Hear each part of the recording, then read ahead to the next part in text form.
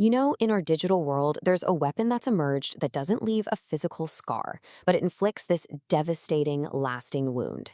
It's called image based sexual abuse, and it's a really modern kind of violation with profound consequences. So, in this explainer, we're going to deconstruct what it is, the deep impact it has on survivors, and what's finally being done to fight back. All right, here's our game plan. We're going to start with a raw personal plea for help, just to understand the human cost. Then, we'll dive into the severe psychological trauma victims have to endure. After that, we'll untangle the really complex legal maze they face, see how laws are changing around the world, and finally, we'll cover the powerful tools that are helping people take back control. You know, to really get this issue, we can't just start with a bunch of statistics or legal jargon. We have to start with the real, gut wrenching experience of someone trying to find help, only to slam right into a brick wall. It all starts with this simple, direct request on a legal advice forum. A person finds out their ex has recorded intimate videos of them and has actually confessed they plan to distribute them as revenge. I mean, they're terrified and they're trying to do the right thing, right? Use the legal system to protect themselves and another potential victim. And this is the response they get. Just a cold, legalistic shutdown. This one exchange perfectly captures the core of the problem, this massive gap between the very real harm and terror a victim feels and the law's historical inability to see it as a crime until it's already too late. So, what are we really talking about here? Well, the term that experts prefer is image-based sexual abuse, or IBSA for short. And this is so much broader than just revenge porn. It covers any non-consensual creation or sharing of intimate images. We're talking threats, financial extortion, and the terrifying new frontier of AI-generated deepfakes. And make no mistake, that person on Reddit is far from alone. A recent multinational survey found that nearly 1 in 4 adults has experienced some form of IBSA. Think about that. This isn't some niche problem, it's a global epidemic that's been hiding in plain sight. But, that legal frustration, that's only part of the story. For the millions of people affected, the real weight of this abuse is the psychological wreckage it leaves behind. This is so much more than just an embarrassing photo getting out. The psychological toll is just staggering. Studies show that between 80 and 93% of victims suffer really significant emotional distress. Researchers have actually found the trauma is comparable to that of physical sexual assault. Survivors experience PTSD-like symptoms, chronic fear, depression, a complete loss of their sense of safety.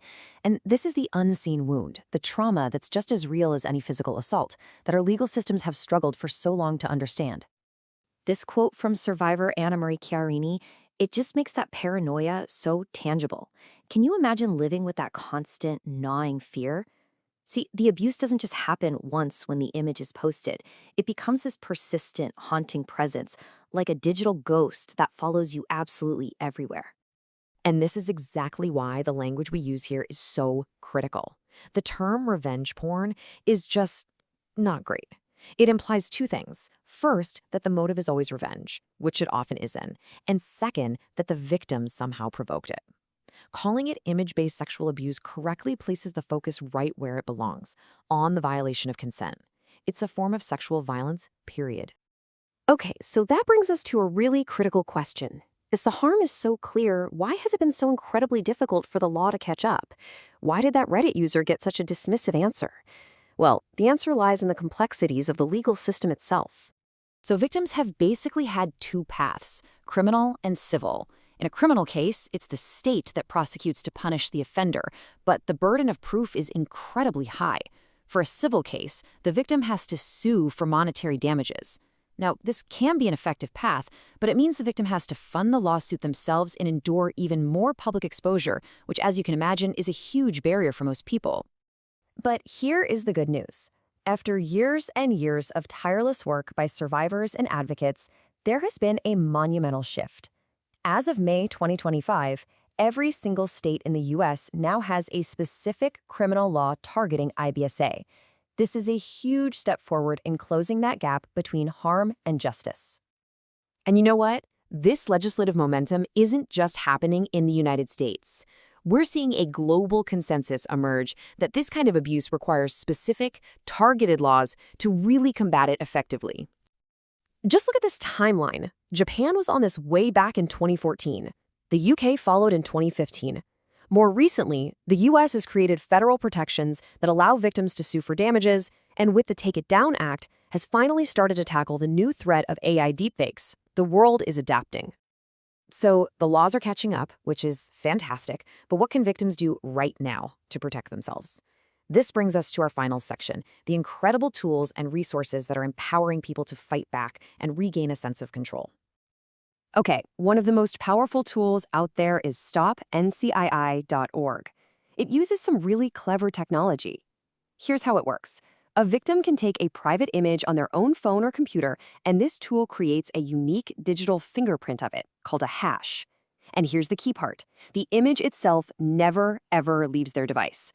That hash is then shared with platforms like Facebook and Instagram, who can use it to block that exact image from ever being uploaded. It's basically a proactive shield. If this ever happens to you or someone you know, there are clear steps you can take. First, document everything. Screenshots, URLs, usernames, this evidence is crucial. Second, report it to the police. Remember, this is a crime. Third, use the platform's own reporting tools to get the content removed. And finally, and this is the most important part, reach out to expert organizations for support. They provide free, confidential advice, they help you navigate the whole reporting process, and they offer crucial emotional support. You absolutely do not have to go through this alone.